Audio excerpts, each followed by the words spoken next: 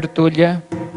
Boa tarde a todos. Hoje é domingo, dia 12 de junho de 2016. Hoje é dia dos namorados. Esse é o verbete de número 3.782. Ele tem 7 páginas, 48 logias e 19 máximos. O tema de hoje é cuidado intensivo humanizado. A especialidade é a intensivismologia. A nossa verbetógrafa é a Stephanie Sabetsky, que é graduada em fisioterapia, voluntária da Conscienciologia desde 2011 e, pelo que eu entendo, trabalha, com fisioterapia nessa área. O cuidado intensivo humanizado é o ato ou efeito da manifestação assistencial empática, acolhedora e sensibilizada à singularidade de cada paciente internado na unidade de terapia intensiva UTI, visando o respeito à dignidade do indivíduo enquanto consciência em evolução, priorizando todos os meios necessários para promover o conforto integral. É uma temática homeostática e na pensenologia nós temos o holopensene pessoal da assistencialidade, a autopensenidade acolhedora, a autopensenização interassistencial, o holopensene da superação das angústias, o holopensene da união em benefício de único foco, a forma holopensênica da saúde, facilitando a atuação assistencial especializada, o Mater Pensene da assistência voltada à saúde.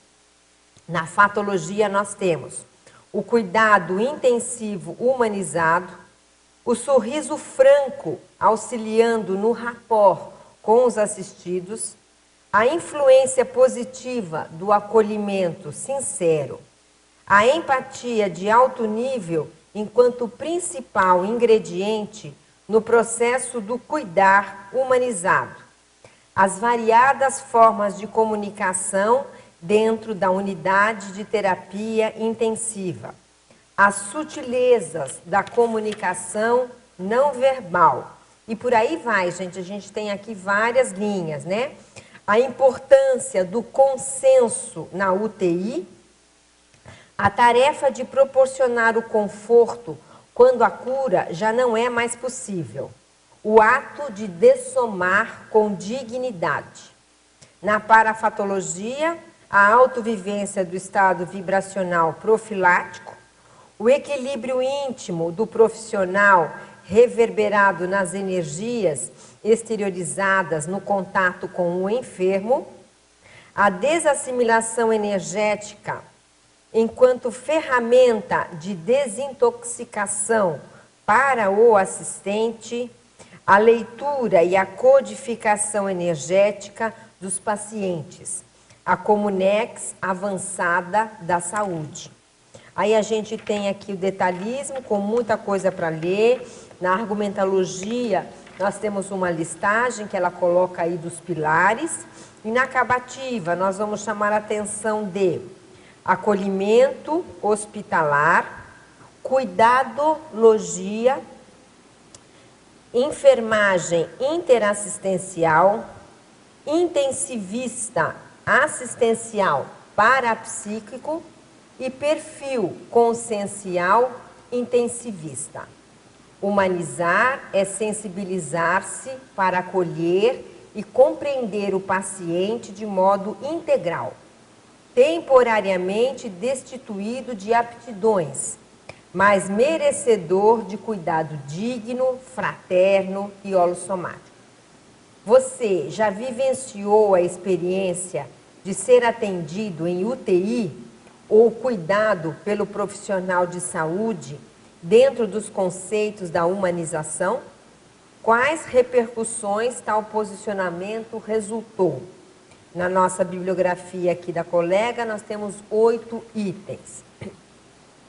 Na mega análise da equipe, chamamos atenção para intensivismologia, acolhimento, altruísmo, anticomoção, assistencialidade, bioética, conscienciologia, conscienciofilia, convívio, cosmoética, cuidadologia, dessomatologia, enfermagem, harmonopensene, homeostaticologia, interassistência, ortopensene, pacificação, tenepsologia e terapia.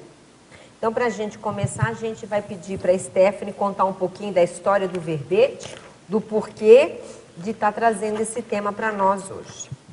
Tá.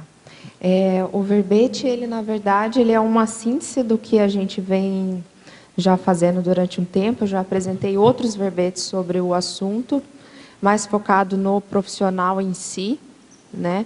Não com essa maneira, não com essa visão globalizada da unidade de terapia intensiva. E ele é, na verdade, uma síntese do nosso livro, o meu e do César, que está em andamento aí, provavelmente vai sair logo, que é sobre humanização na UTI e o papel do parapsiquismo. Então, na verdade, esse verbete ele é a síntese do que está no nosso livro. E esse livro foi escrito, então, em dupla? Isso. Um médico e você que trabalha que sou ali. Fisioterapeuta. Ali não... Muito bom. Então, vamos começar aqui as nossas perguntas. Citaciologia, página 1. Poderia explicar com detalhes a citação de Hipócrates concernente à individualização de cada paciente e sua relação com a doença que o acomete? Tá, eu vou ler então a citaciologia para quem está em casa assistindo, que é o seguinte, é uma frase de Hipócrates e ele diz assim: é mais importante saber que tipo de pessoa tem uma doença do que saber que tipo de doença a pessoa tem. Então, assim, o que essa frase representa? Eu acho que ela sintetiza bem essa questão da humanização, porque o que acontece? Hoje em dia, com a questão da mecanização, do avanço tecnológico, essa questão de você olhar o paciente de uma maneira globalizada, ela está ficando cada vez mais distanciada, né? Surgiu as especialidades, cada um foca na sua área, e o paciente passou a ser visto como a doença, e deixou de ser visto como... Porque antigamente, e hoje ainda na Índia, na China, eles têm essa visão mais holossomática do paciente, né? Aqui, para nós, no Ocidente, já é um pouco diferente, né, com esse processo da Revolução Científica. E Hipócrates, ele valorizava justamente isso, que era você enxergar o paciente não só pela doença que ele estava tendo, mas tudo que envolvia essa pessoa, né? Então, assim, antes de você focar na doença dessa pessoa, é você visualizar como que é o perfil dessa pessoa, como que é o temperamento dessa pessoa, o que pode estar acontecendo, que está desequilibrando essa pessoa energeticamente. Então, isso são coisas muito antigas que Hipócrates já falava. E outros médicos, outras pessoas que lidavam com a saúde já falavam. Eu até coloquei, não está aqui no verbete, mas eu até gostaria de ler, que são os preceitos de Hipócrates, que é uma coisa assim que, poxa, hoje em dia a gente está tão avançado e ao mesmo tempo a gente está retrocedendo tanto, porque é uma coisa que ele falou há tantos séculos atrás e que é tão necessário hoje em dia que está se perdendo, né? Então, os preceitos de Hipócrates são os seguintes: oferecer ao doente a necessária educação, cuidar do indivíduo levando em conta sua singularidade, seu tipo físico, sexo e faixa etária, entre outros fatores, perceber o momento mais adequado de intervir no tratamento, levar em conta não só a fração do organismo, mas afetada, mas o seu todo, e sempre se deixar guiar pela ética. Ou seja, os preceitos de Hipócrates, ele sintetiza esse processo de humanização, né? Que é você enxergar como um todo, saber a hora de agir, e levar em consideração tudo que está envolvendo o paciente, não só aquela doença que o paciente está apresentando. Um paciente hoje é um fígado com problema, é uma enxaqueca não sei das quantas, né? E não é a fulana. É aquela que tem o fígado não sei das quantas, tem o pulmão com problema. E isso é até uma coisa que a gente fala da despersonalização, né? É muito comum nas UTIs o paciente estar no leito e ele não ser chamado pelo nome dele, ele passa a ser chamado pelo número. O paciente do leito 4, o paciente do leito 9. Então, assim, isso é um distanciamento muito grande, porque o paciente está lá, muitas vezes ele está acordado, não é porque está em UTI que o paciente está sempre sedado, não. Muitas vezes eles estão acordados, só que acontece isso, a paciente acaba sendo um objeto em cima do leito, né? E isso cria esse distanciamento. Pensenologia, página 1, nona linha. Como é a atmosfera pensênica da UTI? Ela varia de hospital para hospital ou, de modo geral, é a mesma? Não, ela varia. E eu digo que ela varia até de plantão para plantão. E de paciente para paciente? De paciente para paciente. Ela varia muito. Então, assim, eu acho que assim, as UTIs, elas têm um padrão de cuidado, muitas vezes com envolvimento de sentimento de tristeza, de alegria, porque tem pessoas que saem muito bem de lá. Então, é uma mistura de sentimentos. Mas essa mudança de padrão pensênico, ele também se estabiliza muito pelos profissionais que estão lá dentro. Pelos pacientes, por isso que eu falo que é uma mistura, porque tem o holopensene do paciente, que vai depender do quadro que o paciente está, o porquê que ele está ali, como que ele era lá fora. A assistência que ele recebe ou não. A assistência que ele recebe. Vai depender do holopensene dos profissionais que estão de plantão naquele momento, porque geralmente plantão, algumas UTIs são de 6 horas, outras são de 12 horas, né? Então, depois disso, troca e entra outra equipe para trabalhar. Só isso já interfere no holopensene da UTI também. É muito visível quando você vê, por exemplo, profissionais que trabalham lá, que gostam do que fazem, profissionais que têm um processo de maior afinidade entre a equipe, né? Então, assim, tudo isso faz com que mude totalmente o ambiente do UTI. E outra coisa que é interessante também é que, quando vai acontecer muitas intercorrências, por exemplo, vai parar paciente ou algum paciente vai a óbito, isso também a gente percebe que começa a mudar o holopensene da UTI. Então, conforme você vai ficando mais afinizada e mais atenta aos processos energéticos, a gente consegue perceber essas mudanças. Bem, patologia, página 1, penúltima linha. Quais são as variadas formas de comunicação dentro da UTI? E quais são as sutilezas da comunicação não verbal? Não há risco de interpretação truncada do que se quer comunicar? Então, são 3 perguntas, né? A primeira é, quais são as variadas formas de comunicação dentro da UTI? Sim. Comunicação é um processo muito sério dentro da UTI, porque eu falo que se a comunicação fosse clara, se as coisas sempre fossem dialogadas com franqueza e no momento certo, sem deixar nada passar, as coisas funcionariam muito melhor. Mas as formas de comunicação da UTI, eu penso que é a forma de diálogo, né? A forma energética, a forma até gestual, porque muitas vezes, eu acho que assim, vou começar primeiro pela relação dos profissionais.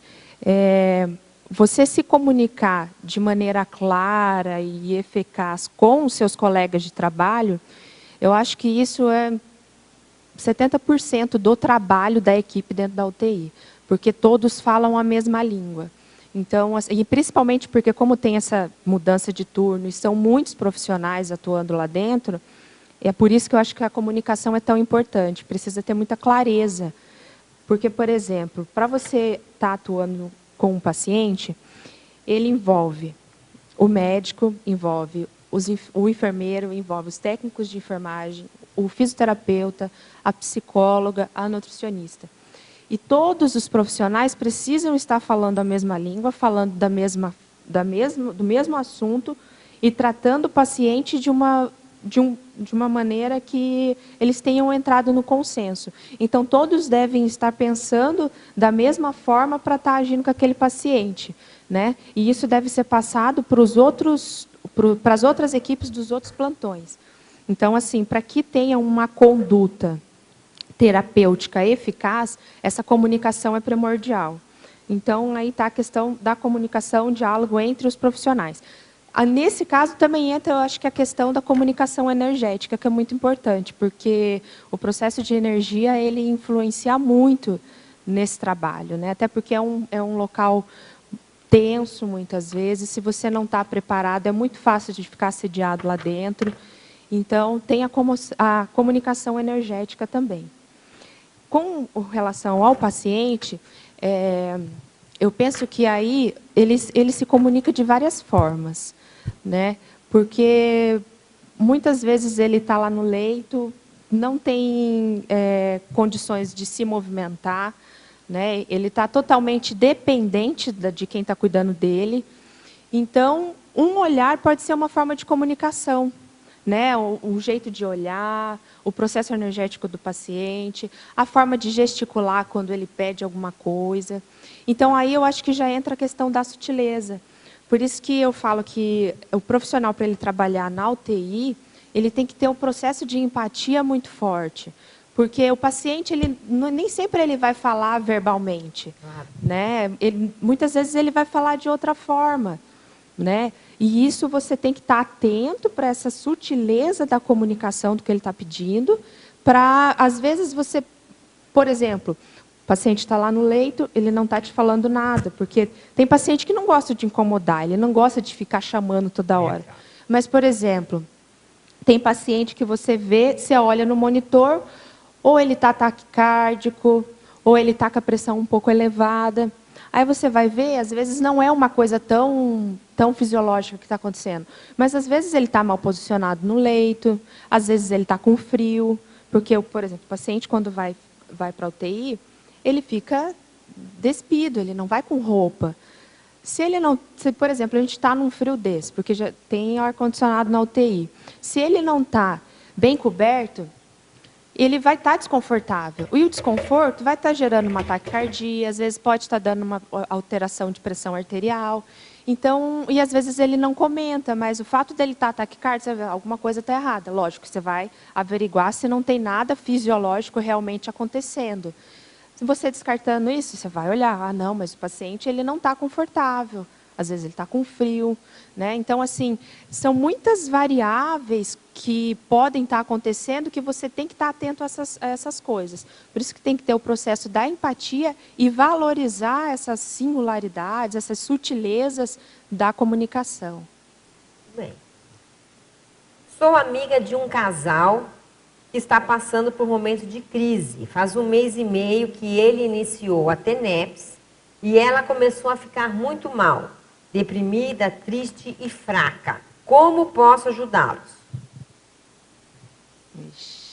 Não é fácil isso aqui não, porque a gente teria que estudar o caso, né? Tem que saber. Teria que estudar o caso. Mas a moça, ela não tem que falar assim, olha, não entra na onda.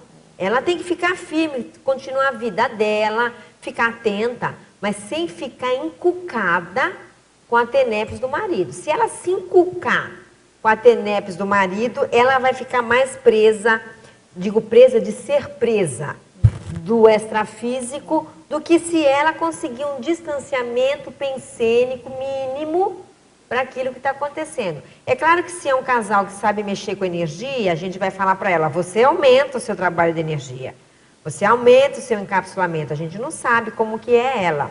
Mas com certeza, se ela está com medo, e a gente... Geralmente, em casos desses, a pessoa está com medo, aí ela se vitimiza mais. Não sei qual que é a sua opinião. Não, eu concordo com você nesse sentido de que quanto mais medo a gente tem, quanto mais insegurança a gente tem, é aí que os assediadores pegam, né? Então, se ela está... É óbvio, a gente não sabe qual que é o caso, não sabe o que está acontecendo, Exato. né? Ela falou a questão da TENEPS, mas a gente não sabe na realidade o que está acontecendo. Mas eu acho também que ela tem que tentar se distanciar e não ficar pensando nisso e achando que... porque eu acho que quanto mais você pensa naquilo e você tem medo, isso é um prato cheio, né? Realmente para dar. E pelo que o professor Valdo falava, no começo tem essa questão do assédio, Os 6 meses, né? Os 6 meses. Então, durante esse período é bom ficar atento e não deixar, né, que as coisas influenciem. E outra coisa, ela não pode ficar antagônica. Também. Essa pessoa não pode estar antagônica ao trabalho do marido. Isso tudo vai passar. É um tempo. É um tempo que se ajusta, né, com o tempo. E uma coisa que eu acho importante também na questão do casal é a questão do diálogo, né? Eles têm que estar dialogando bastante sobre isso, né? Exato. Gente, eu queria fazer aqui uma divulgação. A gente teve um programa ontem na TV Mundo Maior. TV Mundo Maior é uma televisão espírita que veio aqui em Foz fazer um programa sobre o professor Valdo. O programa foi ao ar pela internet ontem e semana que vem, provavelmente a partir de segunda, terça-feira, ele vai estar disponível para quem quiser assistir. Foi bem interessante que eles fazem esse paralelo, né? A história do professor Valdo, desde o Espiritismo até a Conscienciologia. Então, quem quiser acessar amanhã ou logo depois, é na TV Mundo Maior, entra no site deles e tem uma chamada para programas ao vivo, não, programas já passados, e deve estar lá, tem a imagem do professor Valdo, né? Então, quem tiver interesse pode assistir. TV Mundo Maior. É www.tv Mundo Maior. Tá? É mais ou menos um programa de 1 hora, mais ou menos. E eles vieram aqui, nos entrevistaram a família, entrevistaram os colegas dele de espiritismo. Ficou uma matéria bem interessante. Tá? A verbetógrafa, Fatologia, página 1, segunda linha. Como desenvolver a empatia de alto nível, que era mais ou menos o que você estava falando. Eu penso que a empatia é você estar o tempo todo se colocando no lugar do outro, desenvolver. Eu acho que isso é uma coisa que favorece muito na saúde, porque mesmo que a pessoa não seja aquela pessoa empática, que se preocupe com os outros, mas ela é obrigada, de alguma forma, a estar pensando no bem-estar do outro, né? Então, eu acho que isso... Por isso que eu acho que, mais para frente, todas as pessoas deveriam passar pela área da saúde. Porque... Se já não passaram, né, Esther? Se já não passaram, porque muitos de nós já passaram por isso. Mas quem não passou, eu acho que é uma experiência interessante e é uma forma de desenvolver empatia, né? Mas, assim, isso na área da saúde, mas eu acho que a empatia a gente pode estar desenvolvendo em todos os locais, em todos os momentos, né? Dentro da família, com os amigos, que é você estar se colocando no lugar do outro e pensando sobre como aquela pessoa está vivenciando aquilo e tentando se colocar no lugar dela, né? Você sabe que eu vi uma vez o professor Valdo falando com uma pessoa, e a pessoa falou assim, não, mas a gente tem que ajudar a pessoa, professor, mas eu não tenho empatia com aquela pessoa. Ele falou, então cria.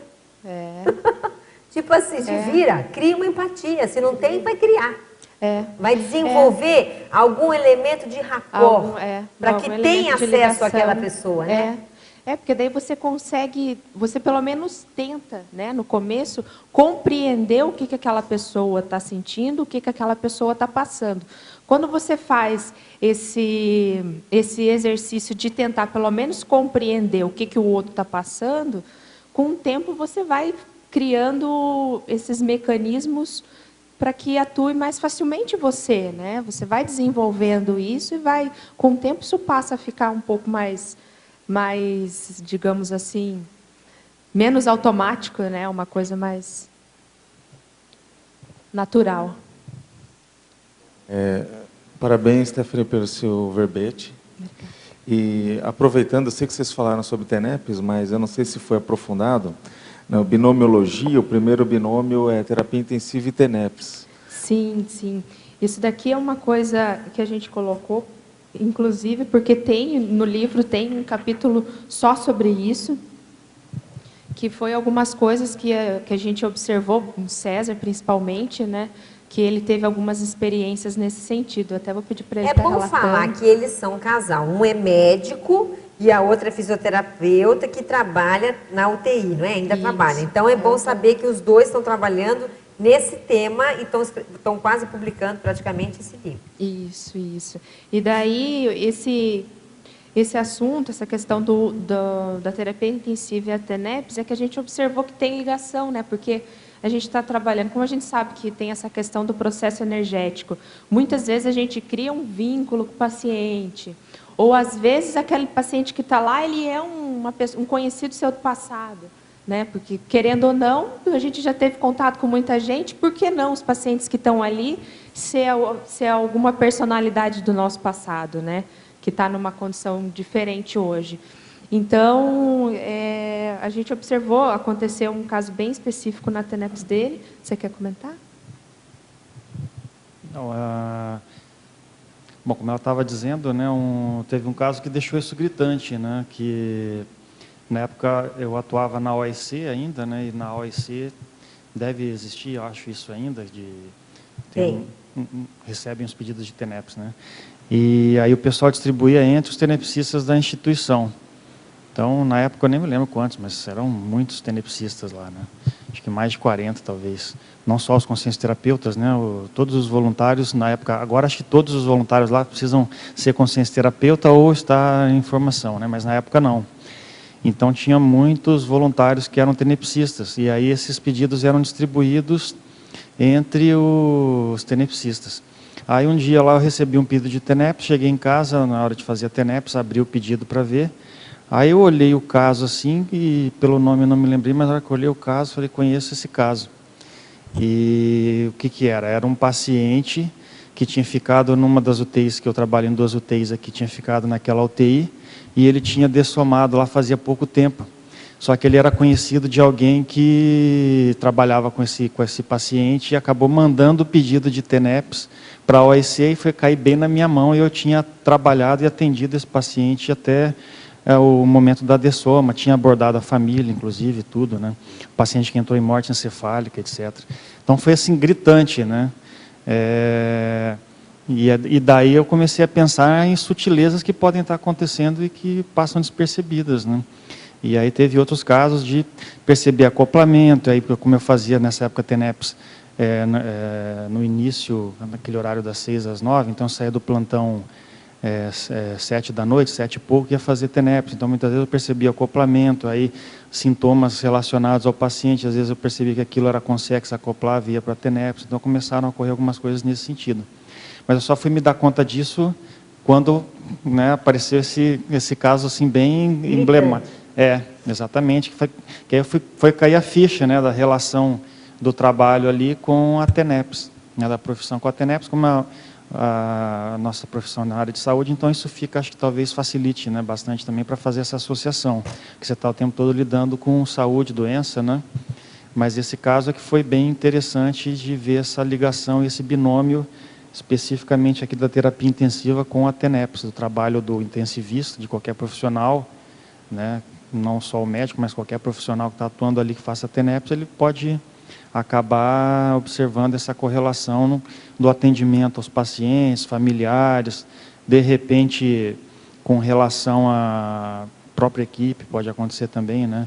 Mas comigo especificamente foi com os pacientes e desse pedido aí, que foi uma coisa assim que, assim, lógico, tem a probabilidade em cima disso, mas eram pequena, muitos mas tenepsistas, mesmo assim, é para pequena. cair na minha mão e eu ter mosca atendido. branca. Nós temos 250 mil habitantes, 260 mil habitantes em Foz do Iguaçu, não sei quantos médicos. Entendeu? Não sei e aí foi pensar, É uma né? mosca branca, é uma raridade, mas foi né? pensar e cair na mão dele. Então, foi uma sincronicidade bem interessante, né, em relação à TENEPS e a assistência na UTI. Agora, só para registrar, né, não sei se foi comentado, que ontem às 19 horas teve a fundação da IC TENEPS. Isso. Então, agora já é uma nova IC nossa, mas muito legal aí a associação. Agora, aproveitando, né, esse ambiente de vocês, na fatologia, no item 7, de baixo para cima, na página 2, aqui, a eutanásia, a ortotanásia e a distanásia. Vocês podem aprofundar sobre esse ambiente de terapia intensiva? Sim. Isso é uma coisa que é muito discutido, né? Porque por exemplo, a eutanásia no Brasil. O que é a eutanásia? A eutanásia é o processo de antecipar a morte daquela pessoa. No Brasil, isso não é legalizado, né? Então, isso é uma coisa que não está dentro da lei, então não é feito. Mas uma coisa que é bem discutido, principalmente no processo de humanização, porque o que acontece? Quando, principalmente paciente oncológico, né? Paciente muito idoso, pacientes que a gente chama de paliativos, que é o quê? É aquele paciente que ele já não tem, ele já está tão debilitado que é difícil você ter uma possibilidade de reverter a situação. Ele não tem mais possibilidade de cura. Por exemplo, aquele paciente que está com câncer, com metástase, que você sabe que já fez tudo o que a ciência podia fazer, tudo que a medicina podia fazer, não tem mais condições de voltar. Então, ele é considerado o quê? Um paciente paliativo. Nesses casos, entra a discussão da distanásia, que a distanásia é o quê? É você prolongar o sofrimento daquele paciente. Então, mesmo você sabendo que ele já não tem mais como reverter a situação, é uma questão humana você ficar investindo em exames, muitas vezes invasivos, em procedimentos cirúrgicos, em processos, por exemplo, como diálise. São todos processos que são muito invasivos, né? E que muitas vezes, no caso do paciente paliativo, não vai fazer diferença. Né? Ele vai só fazer o quê? Vai estar prolongando, vai sofrer, o paciente sofre, o familiar sofre, porque é um processo muito desgastante para o familiar. A questão da UTI e da humanização é essa, é você olhar o paciente como um todo, inclusive olhando o familiar desse paciente, né?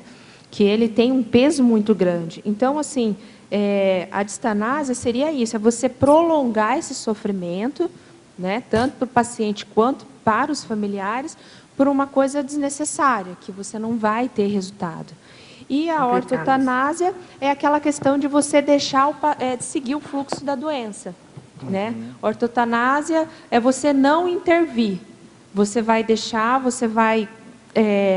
lógico, você vai fazer com que o paciente não sinta dor, você vai dar analgésico, você vai deixar o paciente o mais confortável possível, mas você não vai ficar tomando fazendo medidas heróicas para tentar como que faz? Desviar o curso, né? É mais aceitar o processo. É aceitar o processo, óbvio, você vai fazer de tudo que tem que ser feito, mas tudo chega num limite, né? Então, nesse caso, a ortotanásia é você deixar seguir o fluxo da doença sem intervir mais. Agora, só explorando, né, o caso da TENEPS que vocês comentaram, ou projeção lúcida, de repente, vocês tiveram alguma experiência dessa ortotanásia extrafísica, por exemplo? Não. Alguma coisa assim? Não. Ou de você jogar energia e, de repente, no dia seguinte, o paciente já tinha dessomado? Essa sincronicidade. Não, de projeção, assim, não. O nosso objetivo é esse, né? Vai chegar um dia, né? Uma hora vai chegar. Quer dizer, também tem que ver se lembra, né? Esse é um outro ponto. Que é um outro ponto muito sério. Agora, uma coisa, não foi projeção. Bom, eu não, sinceramente... Eu tenho lembranças disso. Eu não senti, assim, eu saindo do corpo, mas foi com um paciente que não era de UTI, eu atendi ele em clínica, que... Por isso que eu falo que a gente tem essa ligação com os pacientes, né? E esse ele gostava muito de mim, tanto é que quando ele dessomou, a primeira pessoa que a mãe dele ligou foi para mim, ela queria que eu estivesse junto com ela. E eu jogava muita energia para ele, porque era um adolescente. E daí eu tive uma experiência com ele que foi muito bacana, porque eu via que ele estava muito bem nessa experiência, e nessa situação. Depois, né, deu mais ou menos uns 10 dias depois que eu tive isso com ele. E o engraçado é que a mãe dele me ligou na mesma semana falando que ela também teve a mesma situação, a mesma visão que eu tive com ele. Ela também me ligou e relatou que ela teve. Então, assim, cria esse vínculo e a gente só acredita quando tem um fato, né? Igual a questão do César com o TENEPS, né? Que ele tinha outras experiências relacionadas, né, que tinha feito essa assimilação com os pacientes, mas a gente só vai cair em si quando acontece um negócio desse, né? Poxa, caiu na minha mão o pedido de TENEPS daquela pessoa, né? Então, assim, a gente, às vezes, né, é difícil de acreditar porque o processo energético ele não é visível, né?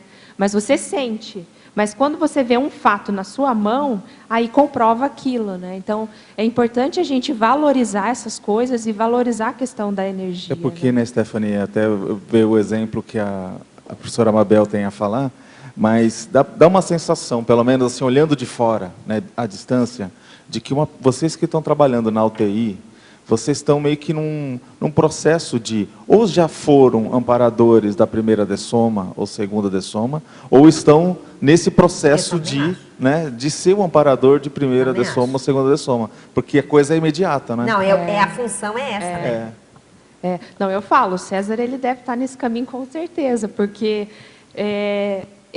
até o pessoal da UTI já comentou, né? Teve funcionário que comentou, parece que quando você vem para conversar com as famílias, porque é uma situação complicada, né? A gente acha que porque é profissional da saúde, porque é médico, que as pessoas conseguem lidar com esse momento da morte, né? Não é fácil você chegar para um familiar e falar, não tem mais o que fazer com o seu parente, né? O melhor agora é deixar seguir o curso da doença e só dar o conforto para ele. É muito difícil. Muitas pessoas não conseguem falar sobre isso, não conseguem falar sobre morte. E mesmo estando na UTI, vivenciando isso todo dia, os profissionais têm dificuldade de lidar com isso. E é engraçado que isso muitas vezes acontece com ele, né? De chegar e ter que conversar com um familiar para estar esclarecendo, né? Porque tem toda uma abordagem que tem que ser feita. Tem uma das UTIs que eu trabalho aqui, eu faço um plantão uma vez por semana, à tarde, e tenho uma quinta-feira a cada 15 dias. E bem comum chegar lá na terça, pegar o plantão de manhã, olha, o pessoal discutiu de manhã na visita multidisciplinar e esse paciente aqui, a gente chegando à conclusão que tem que fazer uma abordagem cuidados paliativos com o paciente. Falei, pô, mas assim, repetido o negócio, né? É uma coisa que me chama atenção, e até tem um caso que a gente coloca no livro que foi bem interessante, porque eu peguei um plantão lá, que também é uma outra UTI que faço um plantão na semana, e cheguei lá, tinha um paciente, foi passado plantão, paciente gravíssimo já, assim, disfunção de múltiplos órgãos, né? Que você vê que realmente não vai conseguir reverter, né, pela experiência que a gente tem assim, de pacientes. E, no fim das contas, durante a tarde, quando eu falei com a família, eu percebi a sinalética que eu tenho específica de amparador e esse processo aí de abordagem, até para começar a abordar o processo de cuidados paliativos, né, preparar a família e tudo.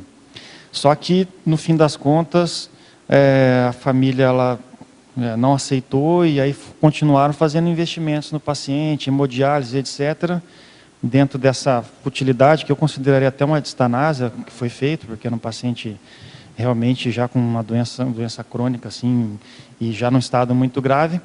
E aí eu voltei na semana seguinte, o outro plantão, o paciente estava lá e deu meia hora e o paciente foi a óbito, né? Dessomou, né? E, então foi uma coisa assim muito esquisita, né, de se pensar, porque eu já tinha observado aquilo, percebi amparo e tudo, mas ficou uma semana, naquele período, lógico, aí a família acabou que aceitou a situação mais para frente, depois de uns dias, né? Mas mesmo assim, esse curso natural aí, que depois se deixou seguir, peguei o plantão, deu 30 minutos, mas o paciente estava nas últimas já, assim mesmo, né? Voltou para sua mão. Já só estava aguardando aquele momento mesmo, exatamente. E aí eu tive que falar para a família para dar a notícia lá depois da dessoma. Agora, a gente tem que lembrar, né, dentro disso, todos nós já sabemos, que existem esses grupos extrafísicos de amparadores especializados em dessomática. Esse povo renasce. Esse povo renasce e vai ter que trabalhar com alguma coisa.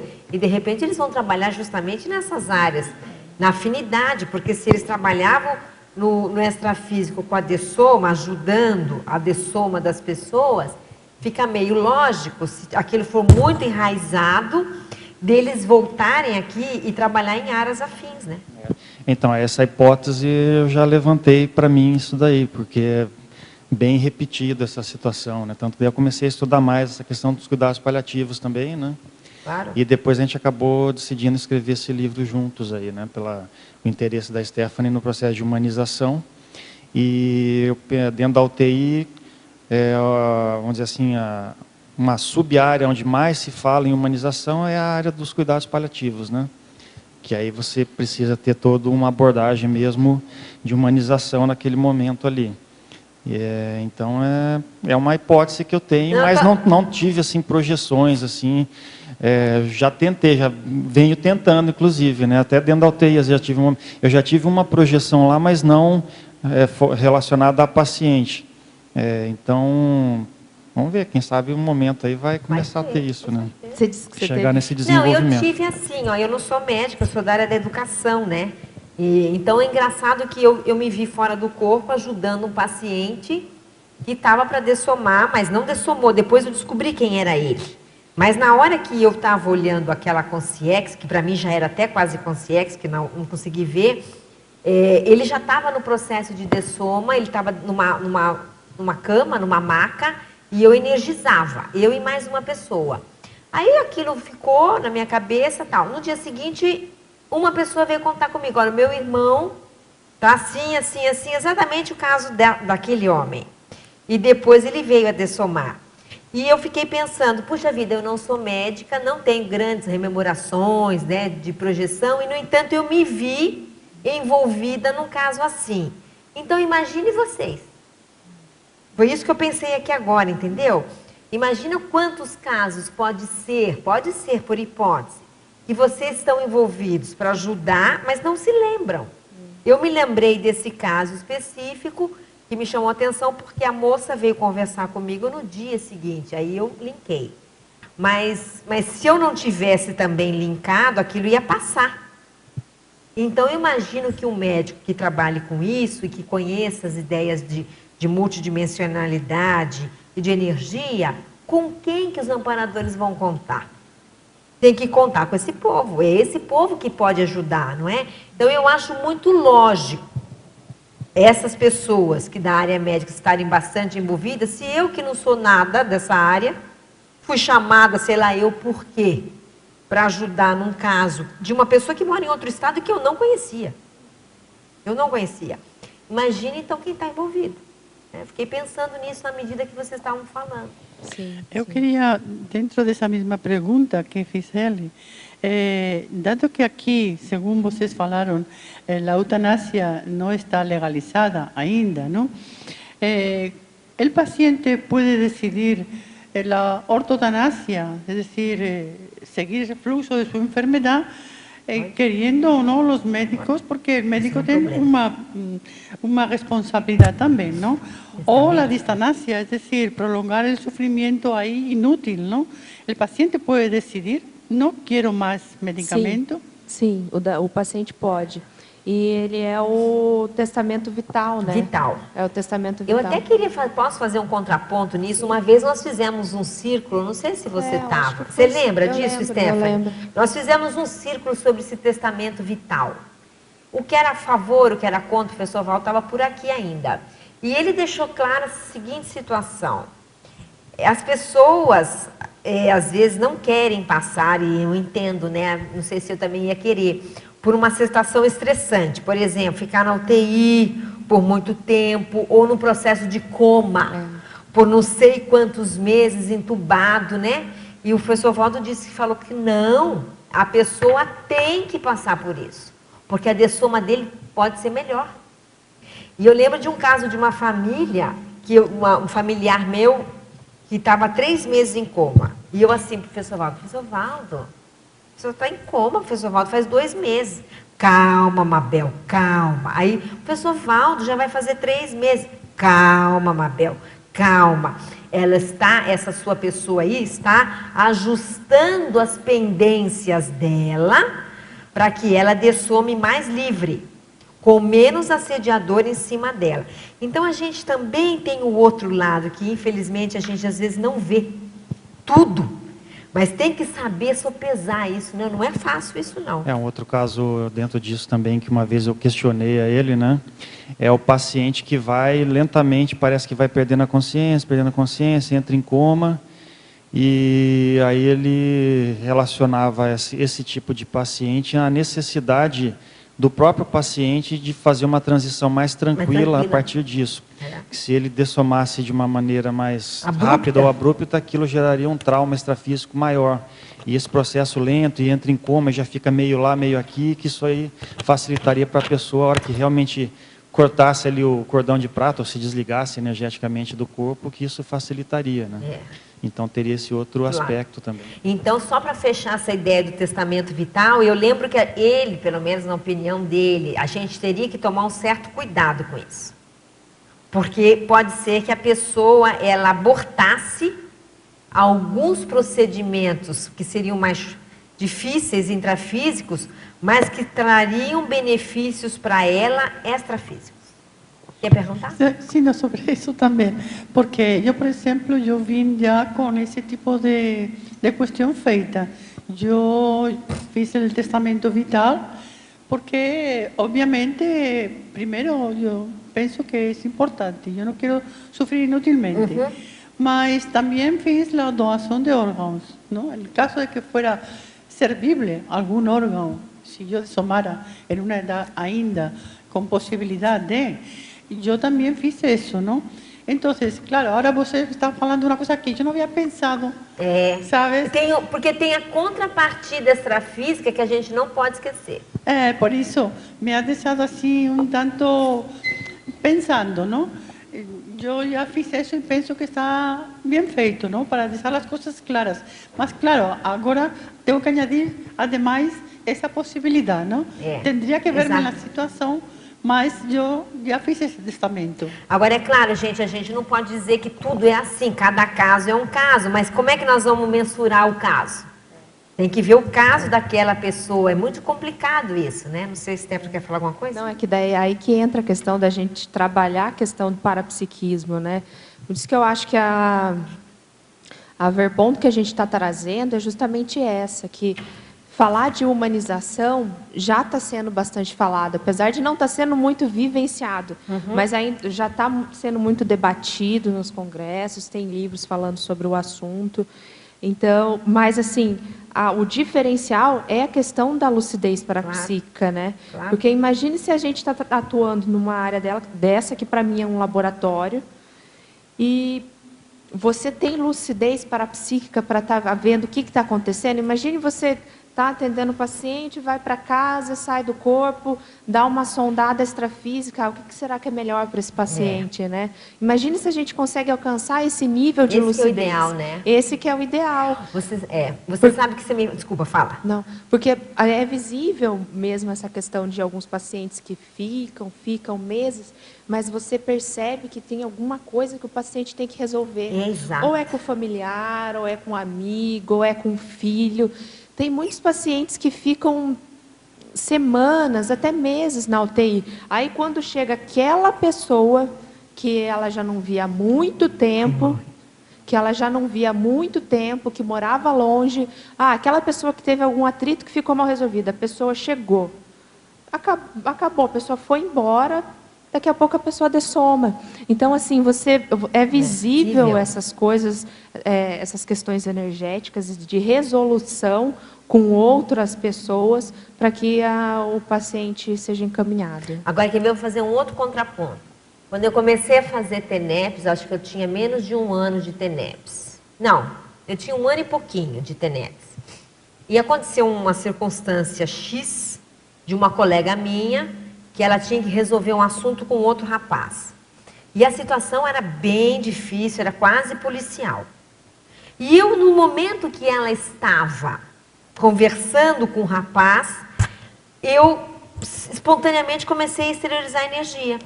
E aí, quando eu vi, eu percebi que existia Consciex me ajudando a exteriorizar energia. E saía muita energia. E aí eu falava assim, eu pensava comigo, então que ela consiga se separar desse rapaz, porque o problema era policial. E eu comecei a pensionizar assim, que ela consiga se separar. Aí chegou um cheiro, pensei, e falou assim, para de decidir o que você acha que é melhor. Trabalha a energia e deixa que entendeu? A situação se ajeite. Não queira você mandar naquilo que ela tem que fazer. Eu, ops, retirei meu time de campo, porque aí eu percebi que a gente não tem visão de conjunto, a gente não enxerga tudo para decidir, assim, a não ser que, como você falou, nós temos que desenvolver esse parapsiquismo muito mais, né, detalhado, porque senão a gente vai interferir naquilo que não nos cabe.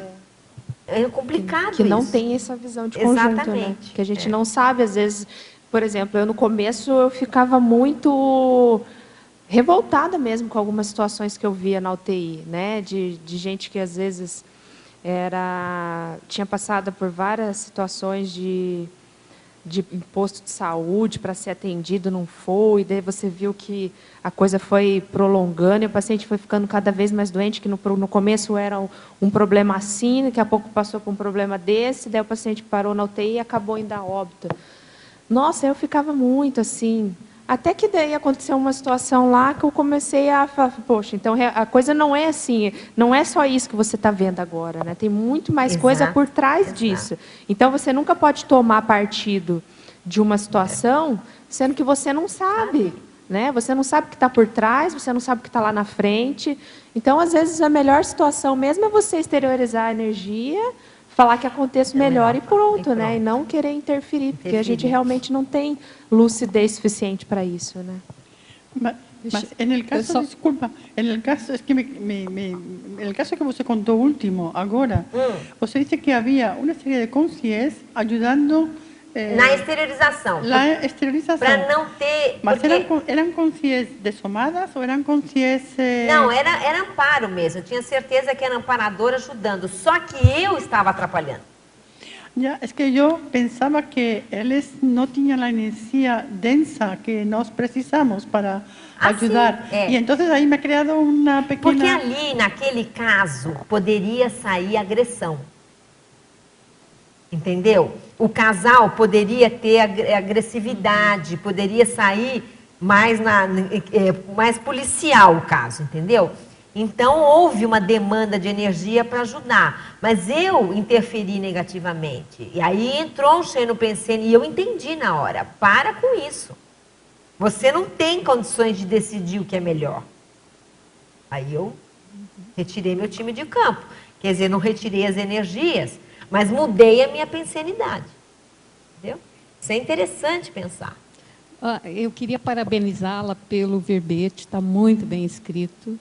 E é um assunto muito importante. E minha pergunta é a seguinte, é aqui na pensenologia, nona linha, a pensenosfera de incerteza e angústia, facilitando a atuação de assédios extrafísicos. A UTI, segundo o professor Valder, era um dos locais onde tem mais assédio, né? É porque é um local assim de bastante conflito íntimo, né? Porque não, é o ápice, às vezes, da vida. É ali que se decide muita coisa. É ali que se decide. Destino. Justamente. Morex ou dessoma prematura, tudo acontece, pode acontecer ali. Tudo acontece ali. E é o que eu falei no começo, né? Porque é uma mistura de vários holopensenes, né? Porque tem o paciente que está ali...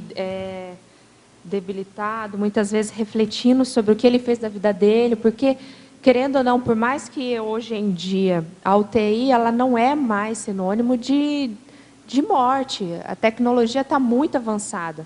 É muito paradoxal, a UTI é um ambiente muito paradoxal, porque tem o processo de que ainda, hoje em dia, a gente consegue prolongar a vida, mas, ao mesmo tempo, perdeu-se um pouco essa questão da humanização. Mas a gente não pode negar de que a gente avançou muito. Claro. Então, muitas vezes, o paciente vai para lá, muita gente vai achando que acabou, o UTI é o lugar para... Mas não é assim, muita gente sai. E quem está lá e sai, e até mesmo quem está e não sai, para pensar na vida, reflete o que fez de bom, o que não fez, as relações que ele teve com as pessoas, com os familiares, com os amigos, né?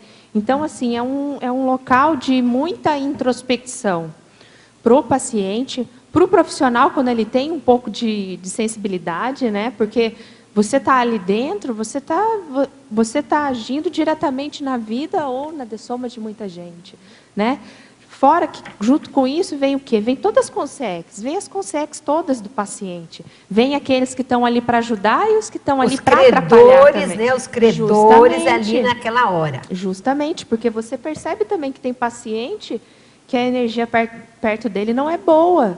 Então, você fica pensando, eu não consigo ver que a consex está ali assediando ele. Mas você sente que a situação ali não está fácil para aquele paciente, né? Tem todo um processo da psicosfera dele que você não sabe o que está acontecendo. E tem também as consex que vão junto com os profissionais, né? Tanto é que você vê que oscila muito de um dia para o outro, conforme aquele profissional vai trabalhar. Um dia ele está super bem-humorado, outro dia já não está tanto. Isso tudo interfere, né, nessa relação. Então, o que eu coloquei aqui nessa piscina de incerteza e angústia é justamente isso, porque nesses momentos, principalmente pensando nos profissionais, é muito fácil do profissional ficar assediado.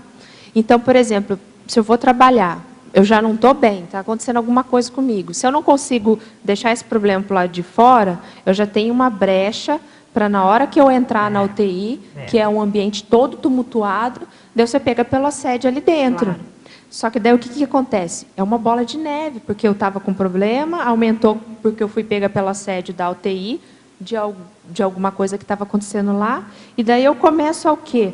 Eu arranjo um atrito com o meu colega de trabalho, ou então eu trato mal o paciente que está no leito. Então, assim, é uma bola de neve, né? Por isso que eu coloquei, que é um local de angústia que facilita esse processo de assédio. Então, se você não está muito bem calçado, se você não está equilibrado com as suas energias e com as suas coisas, é muito fácil de você acabar deslizando e sendo influenciado pelas energias do local.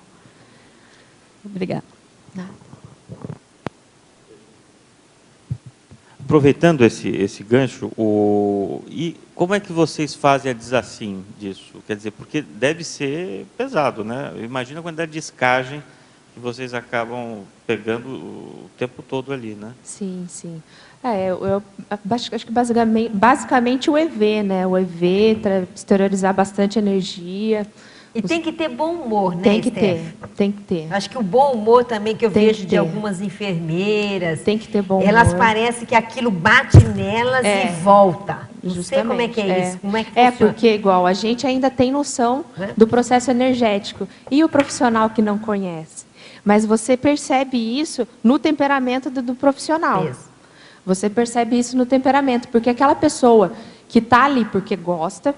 Começa por aí, o profissional tem que gostar do que faz. Se ele está ali porque ele gosta, se ele é uma pessoa bem-humorada e assistencial, é muito mais difícil dele ficar contaminado com essas energias e começar a ficar com doenças cronificadas. Você percebe, por exemplo, que tem profissional, quando ele é mais emborrado, assim, mais turrão, logo com o tempo ele está com alguma doença crônica. Porque a pessoa vai absorvendo aquilo, mas já o temperamento dela já ajuda. Muitas vezes ele está ali dentro não é porque ele gosta, porque isso é outra coisa, né, gente? Porque é profissional da saúde, naturalmente é uma pessoa assistencial. Negativo. Tem muita gente que está trabalhando na saúde que não tem nada de assistencial, que eu acho que assim, caiu de paraquedas e está ali porque realmente tem que trabalhar esse atributo. Então, eu acho que essa questão do bom humor é fundamental, gostar do que faz é fundamental. E a gente que tem noção de energia, a gente faz EV, exterioriza, encaminha na TENEPS. Nesse sentido.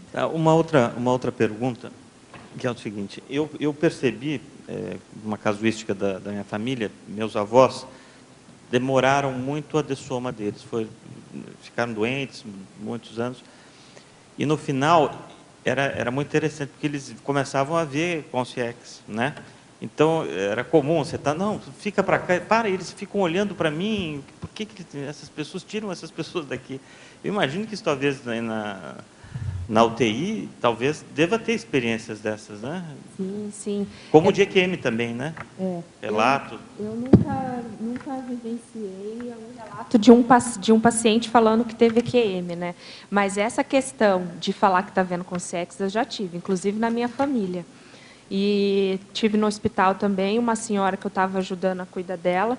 Eu nem conhecia, na verdade, mas ela estava no mesmo quarto com a minha mãe. Como ela estava sozinha, eu fiquei ali acompanhando um pouco. E no começo eu não conhecia nada, né? Eu era super nova.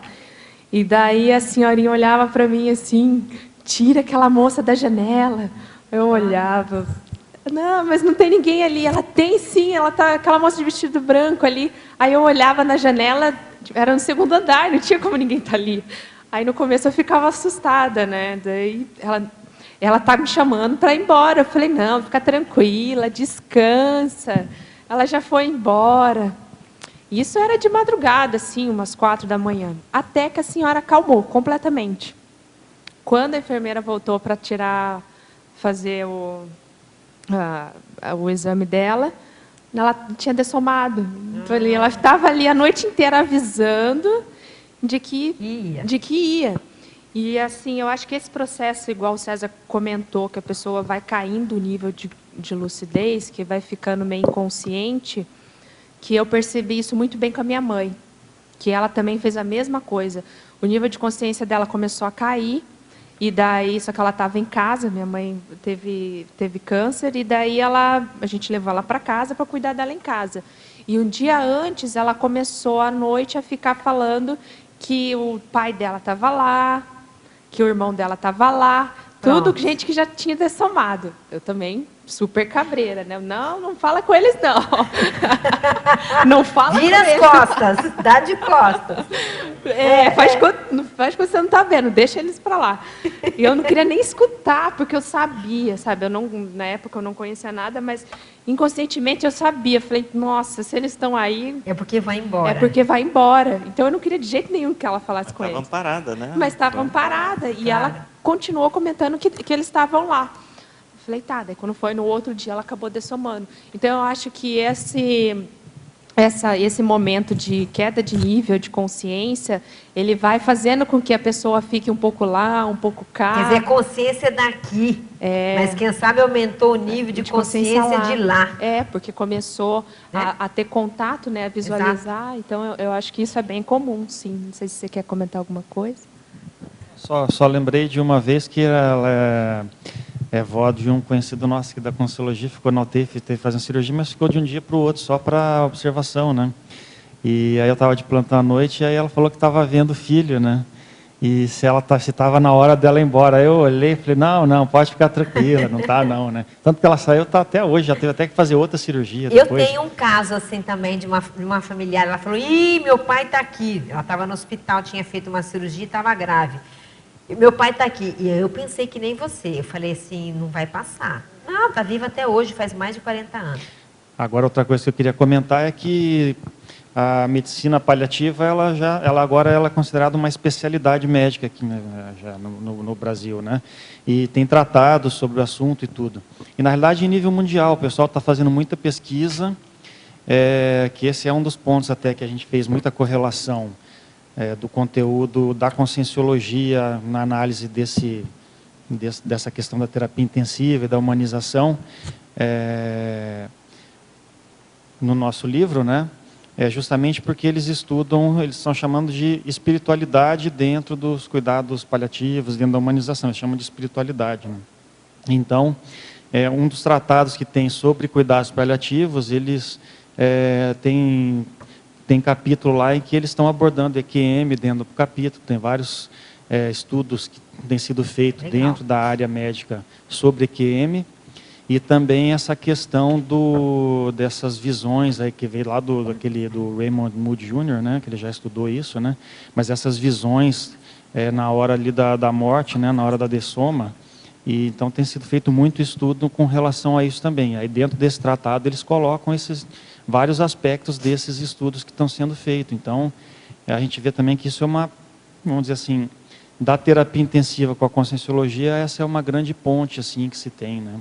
Eu também nunca peguei um relato de um paciente sobre EQM. Dentro da UTI, todos os pacientes que até já reanimei, paciente em parada cardíaca, paciente voltar e acordar, mas aí ele volta falando que não está lembrando. Até perguntei, né? lembra de alguma coisa? Não, não lembro de nada. Curiosidade, né? Vamos perguntar. Numa dessa você Médico tem é certeza? médico, até pesquisador médico, até nessa hora, né? Curioso, né?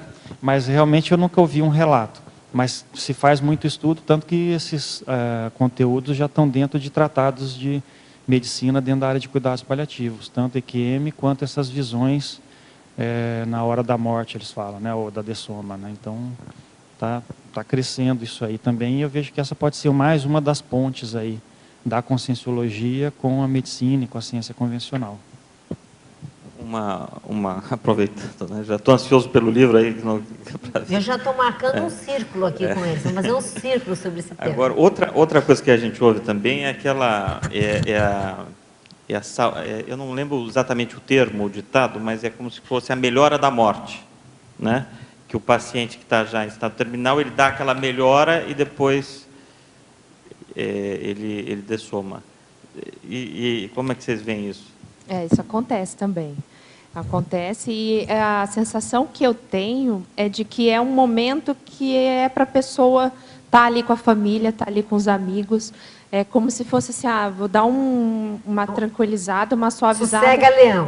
Para poder estar interagindo melhor com os familiares, sabe? Tipo, aquele último momento de satisfação com a família, sabe?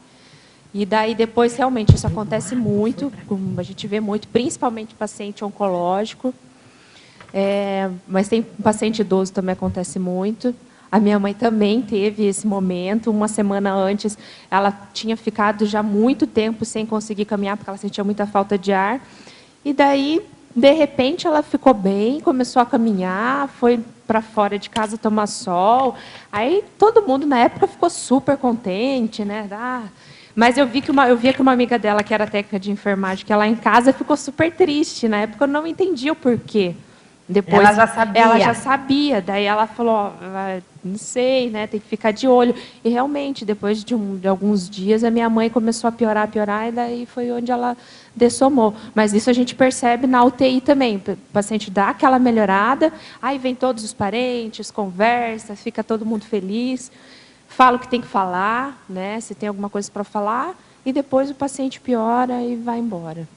Eu acho que assim, a última chance de estar bem com... Não, eu acho até que é para acalmar também, né? Não é isso, Stephanie? Nem vocês acalmar, para a família não ficar com aquelas energias ali.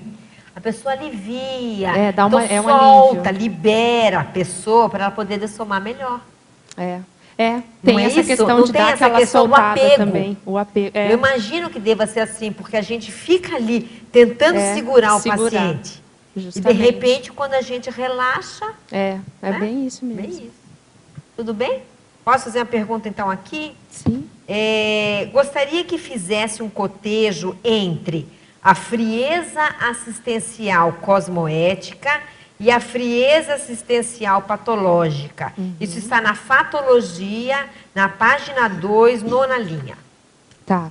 Aqui é o quê? Esse frieza assistencial cosmoética, até o tema de um próximo verbete meu, que é o quê? É você conseguir fazer uma assistência qualificada, cosmoética, só que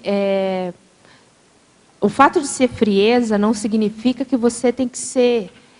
má, entendeu? Você não precisa tratar mal, você não precisa ser bruto, você fazer uma assistência com racionalidade, né? Então, frieza assistencial cosmoética, você tem racionalidade para estar tomando as suas decisões.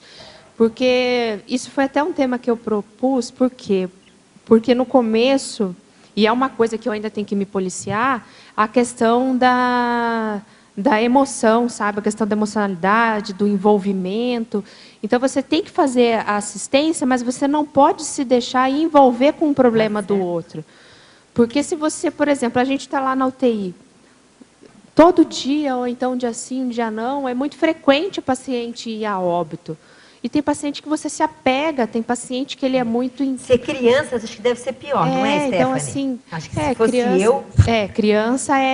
Criança, eu acho que eu fico muito mais abalada com a mãe do que com a criança. Eu também, com a mãe, porque acho que perder um filho... Então, realmente, se você não se controlar, você acaba se envolvendo naquela situação, e em vez de você ajudar, você acaba piorando. Claro. Né? Você não ajuda em nada. Então, até por isso que é um assunto que eu tô estudando, que é qualificar essa assistência sem deixar de lado a empatia, mas usando a racionalidade. Eu acho que a gente pode ser empático, sem comocionalismo, né? É você atuar sem se deixar levar pelas emoções, porque se você deixa se levar pelas emoções, você perde o nível de lucidez e acaba atrapalhando em vez de ajudar. Né? E a questão da frieza assistencial patológica é quando o profissional ele já está num nível de... Como que eu posso dizer? Ou é aquela pessoa que não realmente tem dificuldade com assistência, tem dificuldade com o processo de empatia, ou é aquela pessoa que ela já está cansada, está esgotada. Calejada. Então assim... Burnout. Que está com a síndrome já. Então, assim, por isso que a questão do profissional de saúde, ele é uma questão muito complexa, né? Porque antes de você ir cuidar de alguém, você tem que estar bem consigo mesmo. Então, você tem que estar bem fisicamente, você tem que estar bem emocionalmente, você tem que estar bem psicologicamente, você tem que estar trabalhando numa área que você gosta. E até daqui eu também coloco a questão da escolha da profissão, né? A pessoa tem que escolher a profissão que ela gosta, porque senão não adianta, vai chegar um tempo que ela vai estar desgostosa de estar fazendo aquilo. Só que quem que paga com isso? Sempre quem vai pagar é o paciente. Né? No final das contas, quem vai pagar pelo seu desgosto é o paciente, que não tem nada a ver com aquilo. Então, a frieza patológica é isso, é aquela pessoa que ela não se envolve mais em nada. Ela cria um mecanismo de defesa, de não se envolver, de não se portar, de simplesmente estar ali para fazer o trabalho dela. O meu trabalho é ir ali, dar aquela injeção, dar um medicamento. Né? Então, assim, é aquela frieza que é a patológica mesmo, né? Aquela pessoa que não consegue se envolver e ver que atrás daquele paciente tem uma pessoa com várias necessidades que vão muito além do que aquela doença que levou ele até ali. Quanto à paraprofilaxiologia, eu gostaria que vocês abordassem sobre o problema das superbactérias para pacientes e terapeutas na UTI. Isso daí é uma coisa que, assim... É bom pensar. Porque é um assunto bastante... que está bastante em voga, né? Porque está tendo muito processo de contaminação, mas é um processo bem complexo também, porque envolve toda uma questão de conscientização dos profissionais quanto às bactérias, né? Porque por que tem as superbactérias? É o processo de contaminação de leito a leito, né, que a gente leva as bactérias aos outros locais, e também entra a questão dos antibióticos, né? Mas eu acho que assim, eu acho que a principal abordagem de imediata é o quê? É a questão de conscientização dos profissionais e dos familiares que vão visitar, para não estar disseminando essas bactérias, né? Problema também de superpopulação, não é? É muita gente, é muito hospital, aquilo fica empilhado de gente, então, não, vamos falar a verdade, então aquilo ali é um celeiro, né? Para desenvolver certas coisas se não tiver o mínimo de cuidado. Uma loucura isso. Tem que ter cuidado e tem que ter essa conscientização mesmo de ter... Porque conforme a gente vai trabalhando na UTI, às vezes acaba acostumando com aquela situação. Claro. Isso. Né? Então, assim, esse é o problema de segurança, não é isso? Acostuma com aquela situação e acha que não é nada. Mas, assim, não é nada para a gente que está com o organismo bom, né? Já está acostumado, já deve estar cheio da bactéria. Porque a gente, só assim fazendo entre aspas, né? A professora Mabel já conhece a situação, que a gente lá em São Paulo, perto dos hospitais, ali no Hospital São Paulo, o povo comendo tudo com jaleco. Jaleco, vai no restaurante. Não é isso? Então, quer dizer, você vê uma falta de preocupação quanto a isso. É uma banalização. Uma banalização, Exato. Aí eu fico pensando, o que o profissional ele tem que fazer para ele sair e não levar para casa, não é isso? Porque ele provavelmente pode estar mais autoimune. Sim. Você sabe que eu acho que... Agora é as minhas ideias doidas, né? Eu acho que todo profissional devia tomar banho dentro do hospital e sair com outra roupa. Olha, esse seria o ideal. Quer dizer, mas isso é um sonho de consumo, né? Mas não seria o ideal? É uma hipótese, é uma ideia. Fábrica que mexe com chumbo era assim. Por isso que eu porque tô falando. para evitar que todo mundo fosse contaminado com chumbo, Eu tô falando ele porque eu tomava sei. bem, trocava Claro, roupa lá. claro. E a empresa é obrigada de lavar dentro do circuito fechado. Isso. Então, Agora, por que o hospital esse não negócio do jaleco tem uma proibição já, né? Tanto que, por exemplo, aqui no hospital que eu trabalho aqui em Foz agora, eu só trabalho em um hospital, né? Trabalho em 2 UTIs ali, mas em um hospital. Mas o pessoal desce para comer, eles têm que deixar o jalequinho pendurado lá de fora ali, não vai entrar com aquilo dentro do refeitório. E dentro das UTIs você tem que usar a roupa, você coloca a roupa ali, aquela roupa do hospital mesmo para trabalhar ali dentro. E tinha uma época que muitos profissionais trabalhavam com a sua própria roupa, chegavam ali. Absurdo isso. Mais médico e enfermeiro, né, muitas vezes. Né? Mas assim, desculpa a ignorância, mas é só para entrar dentro às vezes do óbvio, mas de questionar. Você imagina que tiras o jaleco, mas ainda tem alguma contaminação na pessoa. É isso que é a minha curiosidade dentro do ponto de vista técnico como cuidar disso. O seu profissional ele tem ciência que ele vai chegar em casa, de repente ele vai lavar aquela roupa, ele vai isolar, ele vai deixar fora... Vai deixar com a roupa da filha dele? Dos animais domésticos. Da filha. Do bebê. Do bebê. Vai dar um beijinho no bebê? Isso, exatamente. Não, esse cuidado tem que ter, né?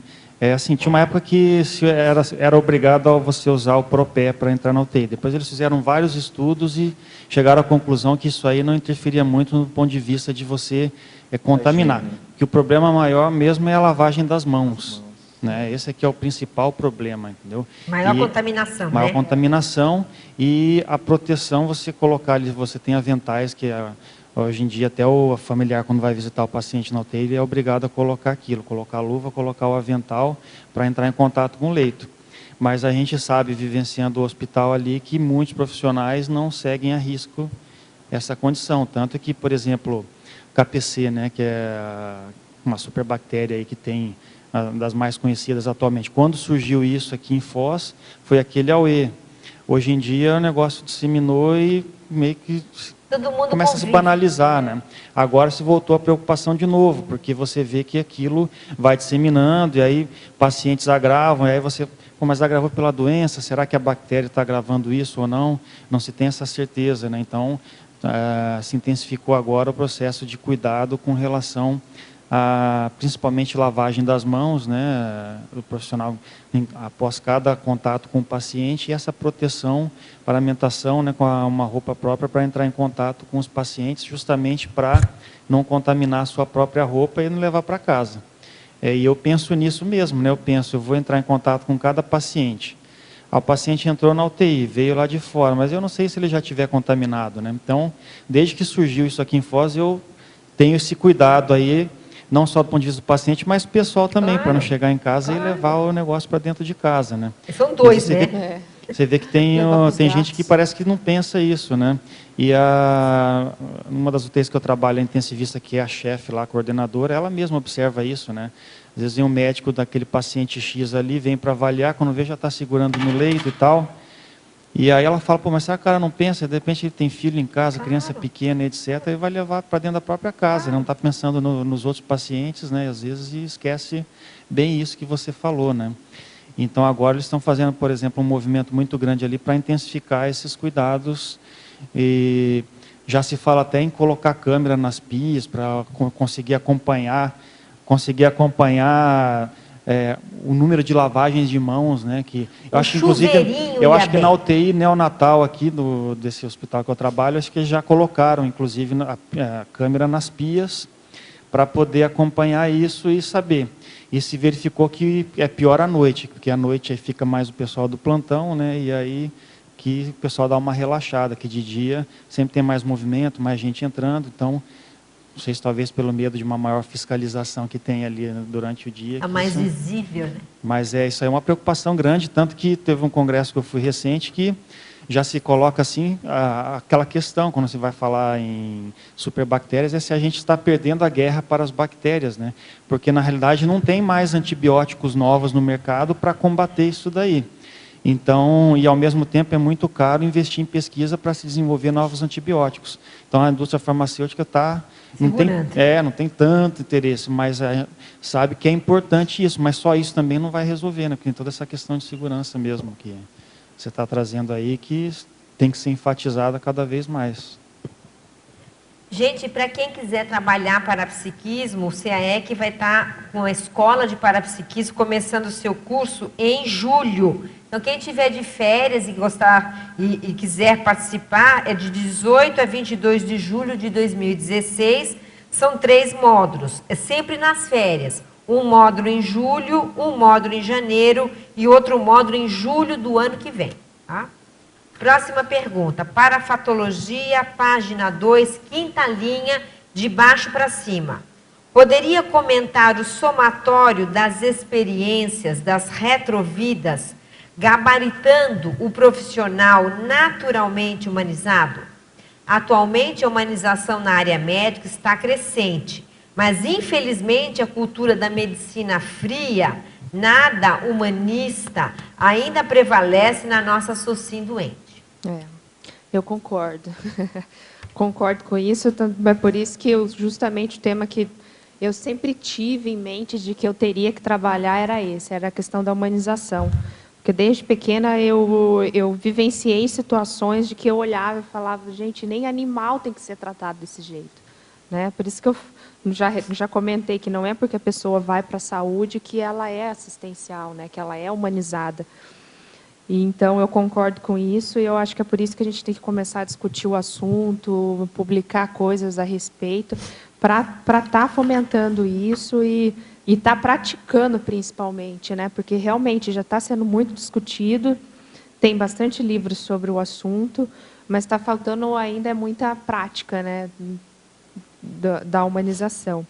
Mas com relação ao somatório de experiências das retrovidas, gabaritando o profissional naturalmente humanizado, isso daqui eu coloquei porque, assim como a Mabel tinha comentado no começo, das pessoas que trabalharam com a Dessoma, eu acredito que tem pessoas que já trabalharam com isso.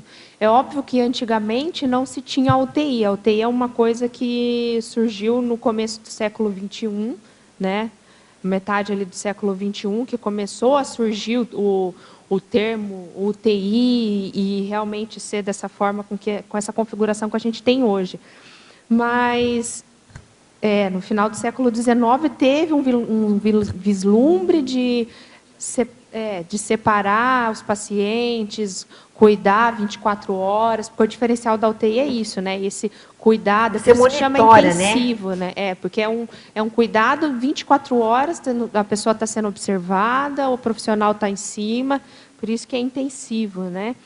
Mas que começou a surgir mesmo a UTI com essa configuração foi metade do século XX. Mas eu acredito que tem pessoas, tem consciências que elas já vinham trabalhando nesse processo da saúde, que podem ter passado pelo processo de guerras, né, de cuidar de vítimas de guerras, que, querendo ou não, ela já desenvolveu um certo nível de experiência com esse tipo de trabalho. Então, foi nesse sentido que eu coloquei isso daqui, que é aquela pessoa que já vem trabalhando com isso de outras vidas, né, tendo outras experiências, e naturalmente humanizado, que eu acho que aquela pessoa que já tem isso na sua holobiografia um pouco mais...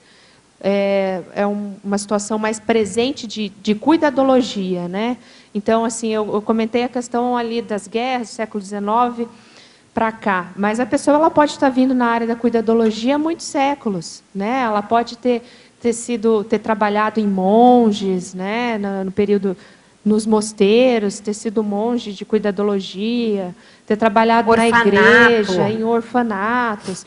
Então, assim, é a pessoa, é a consciência que vem ao longo das vidas trabalhando nessa área, que isso para ela hoje em dia já é uma coisa mais fácil de lidar.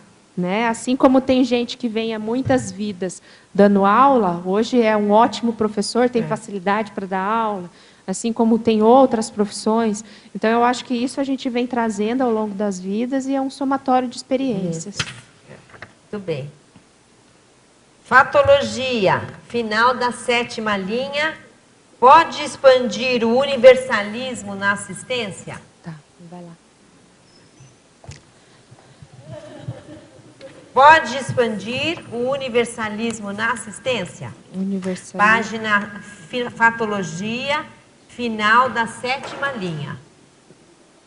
Vamos lá pegar aqui na Fatologia. Fatologia na 7ª linha. 1, Isso. 2, 3, 4, 5, 6, 7.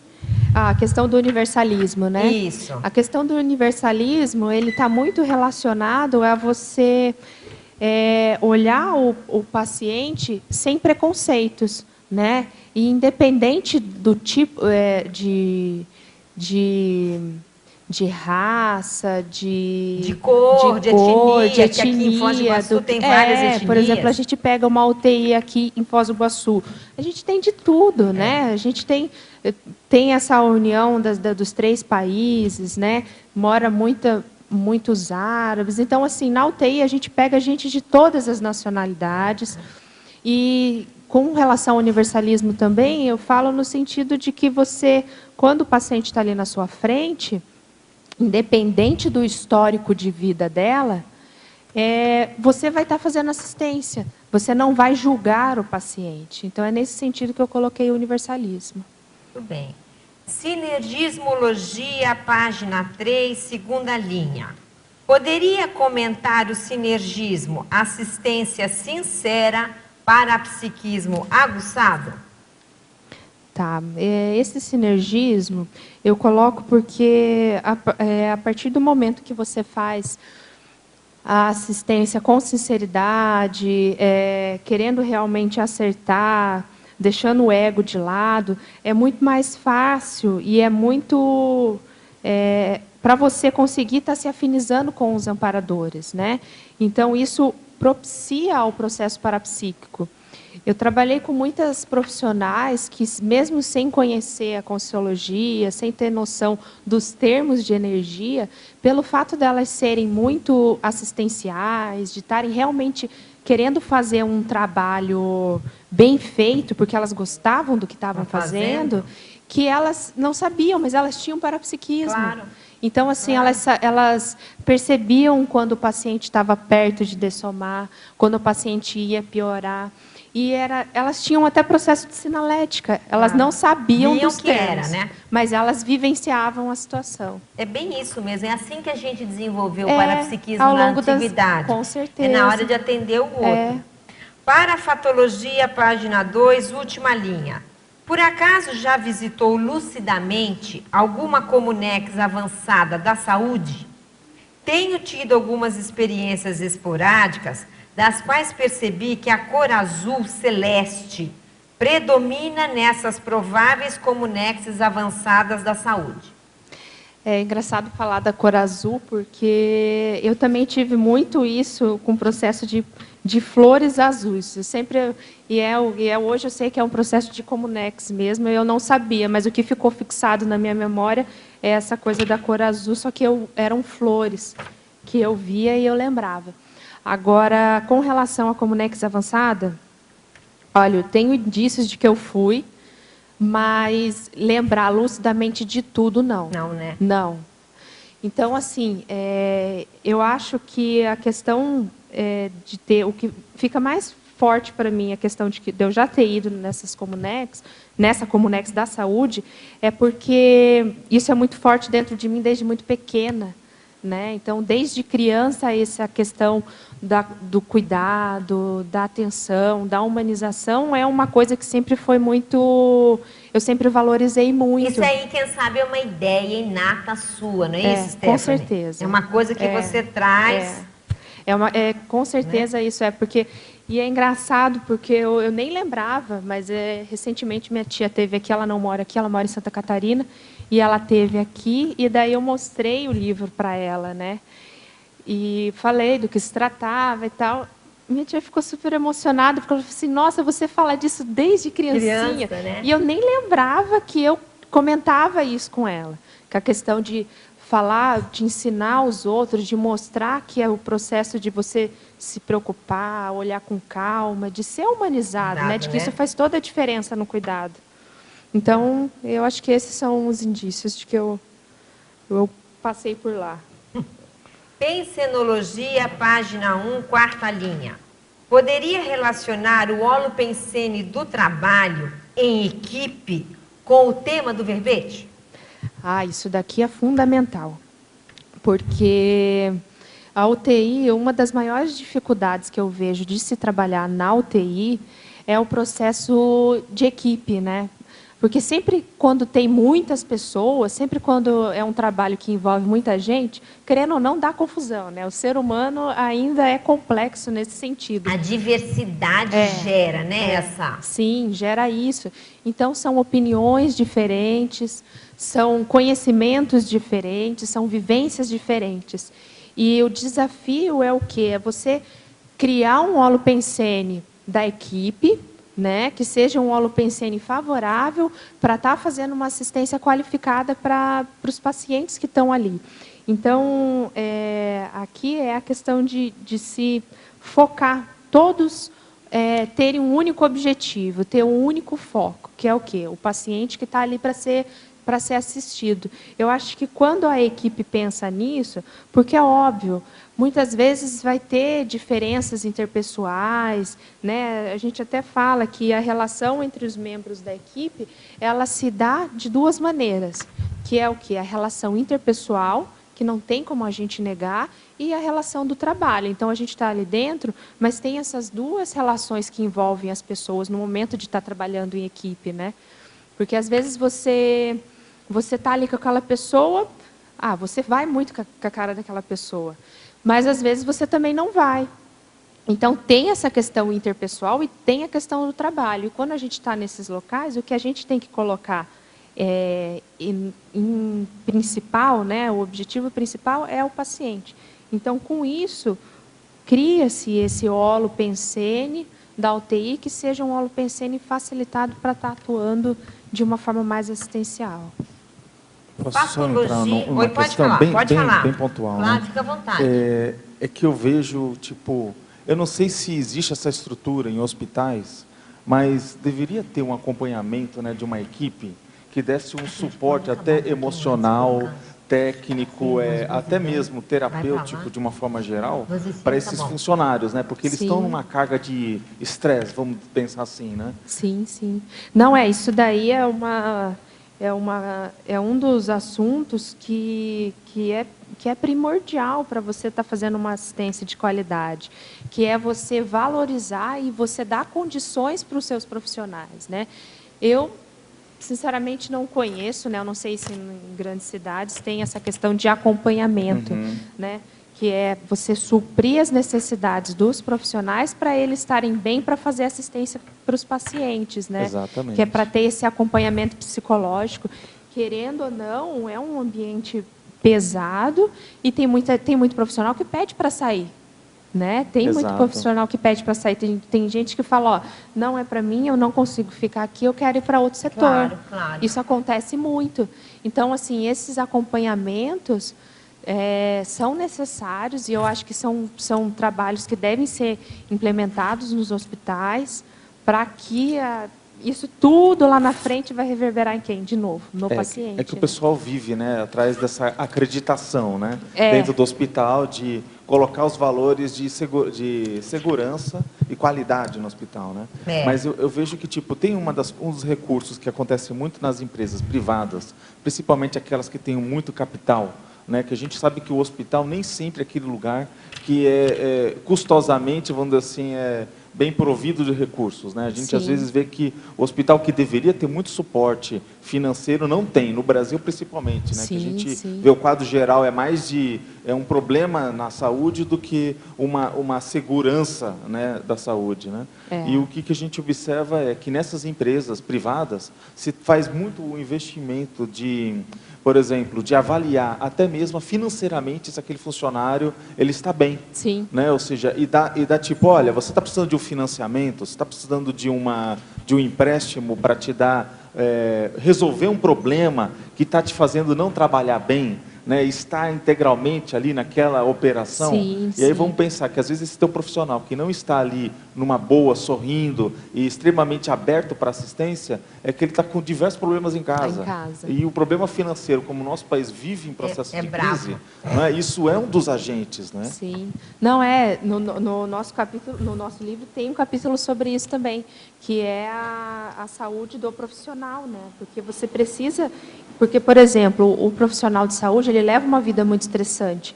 É muito alto o índice de fumantes, é muito alto o índice ansiolíticos, de ansiolíticos, de alcoolismo. De alcoolismo, né? Porque é um ambiente estressante, muitas vezes...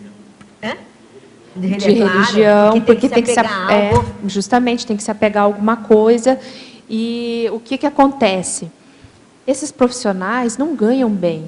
Um técnico de enfermagem, que é uma pessoa que está ali, Vital, querendo né? ou não, Vital na ele é história. vital, porque é ele que está ali a todo momento do lado do paciente, que é o quê? Cada técnico de enfermagem fica com 2 pacientes. E ele vai ficar com aquele paciente durante 12 horas. Só que o que acontece? Como eles são mal remunerados, muitas vezes eles trabalham em 2 empregos. Então, o que acontece? Eles saem de um hospital e vão para o outro. Eles não têm qualidade de vida nenhuma. Então, assim, como que você vai cobrar de um profissional que não tem qualidade de vida nenhuma, que ele seja uma pessoa atenciosa, afetuosa, sendo que ele, fora dali, está cheio de problemas, né? Então, isso é uma das coisas que a gente também coloca lá no livro, que é uma coisa que eu acho que deveria ser trabalhada. Eu penso que os hospitais deveriam se preocupar com isso, deixar de se preocupar tanto com questões, né, administrativas e pensar mais na questão de pessoas mesmo, porque isso às vezes acaba ficando um pouco de lado, para que a qualidade do seu serviço seja melhorado, né? O material humano, ele sempre vai ser superior ao material Agora que eu falo, tecnológico. essa superpopulação atrapalha demais, né, Esther? Atrapalha. É muita gente, em tudo quanto é lugar. O Brasil superpopuloso, sem infraestrutura nenhuma. E é isso tudo que vai dificultando, né, o desenvolver das coisas. Isso. Muito bem, gente. Então, a gente está chegando aí no nosso final. A gente agradece aí a presença dos tertulianos, as perguntas e a participação dos teletertulianos. A gente espera vocês amanhã e passamos, então, para as nossas informações.